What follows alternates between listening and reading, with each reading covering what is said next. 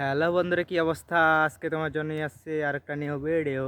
ভাই আজকে আমরা সকাল সকাল দিকে আসছিলাম। সকাল সকাল বলতে ভাই, আজকে আমাদের এখানে কয়েক 4-5 দিন ধরে অনেক কুয়াশা থাকার কারণে সূর্য ওঠে না। এই 11টার আজকে 11টা বেজে গেছে বলতে বলতেই, কিন্তু সূর্যই মাত্র উঠলো। আর আমরা আসছিলাম জমির দিকে। কালকে যে আমরা আমাদের জমিনে ধান মানে জ্বালা জ্বালা রোপণ করছিলাম, জ্বালা ফালাইছিলাম, সেগুলো আজকে দেখতে আসছি।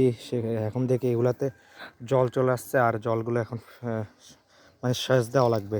সেচ বলতে এখানে জল ফিসা লাগবে এগুলা জাল, যাতে নাহলে এখন যদি জলগুলো না সরায় তা না হলে ধান বীজ যেগুলো আছে এগুলো নষ্ট হয়ে যাবে।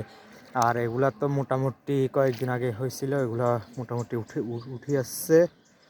আর এগুলা আমাদের, আর এগুলা অন্য অঙ্কেলেরা আমাদের সাথে করছে, আর এটাও আমাদের।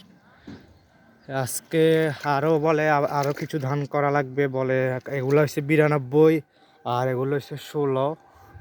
আমরা বীজ এগুলা আজকে বলছে এগুলা 2-3 দিনের মধ্যে চলে আসবে এগুলা। আর এগুলো এই 6-7 দিন হয়ে গেছে ঠান্ডার কারণে। ভাই ঠান্ডার কারণে বীজ আসতে একটু সময় লাগে, এটা হচ্ছে প্রবলেম, এটা হচ্ছে বেশি সমস্যা। আর এখানে গাছের জন্য এই জায়গাটা গাছের জন্য অতিরিক্ত ধানের বীজ নষ্ট হয়ে যাইতেছে, এই গাছের পাতা পড়ে এগুলা নষ্ট হয়ে যাচ্ছে। আর আজকে এই পর্যন্ত, দেখা হবে অন্য ভিডিও। টাটা।